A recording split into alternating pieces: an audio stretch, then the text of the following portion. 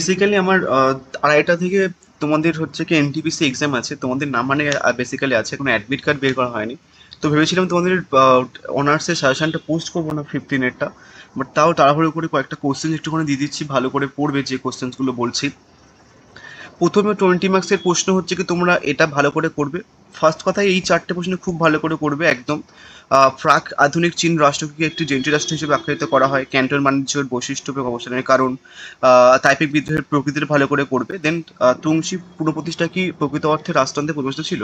তো এই 4টে প্রশ্ন খুব ভালো করে পড়বে, ঠিক আছে। নেক্সট এই 4টে হয়ে গেলে নেক্সট 4টেতে একটুখানি ভালো করে ফোকাস করবে, বা প্রথমে এই দুটো প্রশ্ন করার পরে দেন তারপরে লাস্টে এই দুটো প্রশ্ন একটুখানি দেখে যেতে পারো। এবার এখানটায় এই দুটো টপিক হচ্ছে কি একটুখানি ইম্পর্টেন্ট, তো প্রথমে 6টা হয়ে গেলে দেন তারপরে দুটো টপিক দেখবে, আদারওয়াইজ দেখার দরকার নেই। আমি প্রশ্নগুলো দেখছি মানে বলছি না, আর তোমরা একটুখানি রিড করে নিও। ইংলিশ ভার্সনটা নিচে রয়েছে, আমি দেখিয়ে দিচ্ছি। আমি একটুখানি বেরাতে হবে তাড়াতাড়ি, সো সরি। নেক্সট এবার দুটো এক্সট্রা রেখেছি, একটুখানি দেখতে পারো, আদারওয়াইজ বাদ দিতে পারো, দরকার পড়বে না। প্রথমেই 8টা প্রশ্ন এনাফ, আর এই দুটো জাস্ট দরকার পড়বে না। এবার 5 মার্কের জন্য আসি। 5 মার্কের জন্য কোন কোন প্রশ্নগুলো করবে দেখো, ইয়েনান গণতন্ত্র এবং আরেকটা প্রশ্ন নয়া গণতন্ত্র বলতে কি বোঝো। নেক্সট সানিয়াং সেনের 3টে মূল নীতি, এবং তোমরা ওপরে সানিয়াং সেনের কাইন্ড অফ হচ্ছে কি তোমার প্রশ্ন দিয়েছি আমি, তো ওটা করলে এটার ওখান থেকে করতে হচ্ছে না। তার একটা প্রশ্ন দিয়েছি নানকিন চুক্তি শর্তাবলী।